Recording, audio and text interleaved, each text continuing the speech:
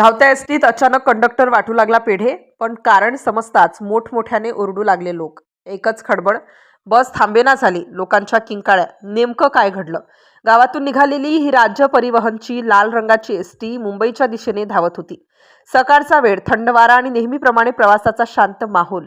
प्रवासी आपापल्या सीटवर निवांत बसलेले, कोणी मोबाईल स्क्रोल करत, कोणी खिडकीतून रस्त्याचे दृश्य बघत, तर कोणी हलके झोपी जात होते. कंडक्टर राजू नेहमीप्रमाणे तिकीट तपासत बसमध्ये वरखाली फिरत होता. परतीचा प्रवासही असाच शांत असणार असंच सर्वांना वाटत होतं.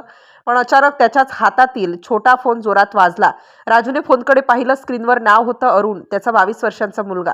धावत्या बसमध्ये आवाज ऐकू येईना म्हणून तो बाजूला सरला, फोन कानाशी धरला. दुसऱ्या बाजूला मुलाचा थरथरता आवाज, बाबा माझं झालं. राजूला काहीच कळेना. काय, कसलं झालं? आणि पुढचं वाक्य ऐकताच त्याच्या डोळ्यात पाणी आलं. त्याचा हात थरथरू लागला, श्वास रोखला गेला. बसच्या मागच्या सीटवर बसलेल्या प्रवाशांनी लक्षात घेतलं, कंडक्टर अचानक डोळे पुसतोय, फोन थरथरत पकडतोय, काहीतरी झालंय. राजू पुढे धावत आला आणि अचानक जोरात चालकाला म्हणाला, भाई थांबवा जरा, 1 मिनिट, लगेच थांबवा. ड्रायव्हर शेखर चकित, का? डोकं ठिकाणावर आहे ना? मध्य रस्त्यात कुठे थांबू?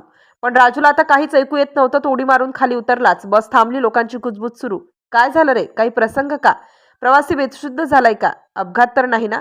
राजू जवळच्या दुकानात धावत गेला. कुणालाही विचारण्याची संधी न देता त्याने 2 मोठे पेढ्यांचे बॉक्स घेतले. हातात घट्ट पकडून तो परत बसकडे निघाला. प्रवासी उभे राहून आत पाहत होते. देवा, हे काय झालंय? कोणी मरणाची बातमी आली का? वेडा झाला काय कंडक्टर? राजू बसमध्ये चढला. त्याच्या चेहऱ्यावरून अजूनही अश्रू गळत होते, पण नजर चमकत होती. सगळे प्रवासी उभे झाले. कुतूहलाने श्वास रोखला. राजूने हात जोडले. माफ करा, मी बस थांबवली, पण माझं मन थांबत नव्हतं. तो पहिला पेढा बॉक्स उघडतो आणि बसमधल्या सगळ्यांसमोर फोडून ठेवतो. आता प्रवाशांमध्ये अधिक तणाव. अरे, कसले पेढे? कुठून? कसला प्रकार? राजूचा आवाज कापत होता. तो म्हणाला, मी आनंदात आहे. माझ्या मुलाची CRPF मध्ये निवड झाली आहे. क्षणभर बस शांत झाली आणि पुढच्या क्षणाला काय झालं? लोकांनी मोठ्याने ओरडायला सुरुवात केली. वा, अभिनंदन. देवा, छान बातमी. भरपूर शुभेच्छा. जय जवान. कोणी राजूच्या खांद्यावर हात ठेवला, कोणी त्याचे डोळे पुसले, कोणी अभिनंदन करत टाळ्या वाजवल्या. ज्यावेळी प्रवासाचा थकवा, चिडचिड होती, तेव्हा त्या छोट्या बातमीने बस उत्सव साजरी झाली. राजूने तोंडभर हसत पेढे वाटायला सुरुवात केली. प्रत्येकाला हात जोडून माझ्या मुलासाठी आशीर्वाद द्या असं म्हणत होता. आणि प्रवासीही भारावून त्याच्या आनंदात सहभागी झाले. कोणी व्हिडिओ काढला, कोणी फोनवर घरी सांगितलं, ऐका ना, आमच्या बसमध्ये कंडक्टरचा मुलगा CRPF मध्ये झाला आणि तो पेढे वाटतोय.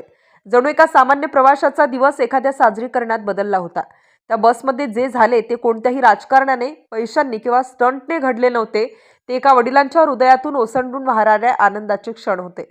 आणि त्या दिवशी त्या बसमधून प्रवास करणारे प्रवासी ही एक गोड आठवण घेऊन उतरले. एक साधा कंडक्टर, पण मुलाच्या यशाने राजा झाला. आणि शेवटी खरी गोष्ट उघड झाली.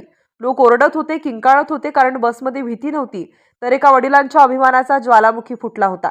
त्या दिवशी लाल एसटी बसने फक्त प्रवासी नेले नव्हते, तर एका वडिलांचा आनंदही शेअर केला होता.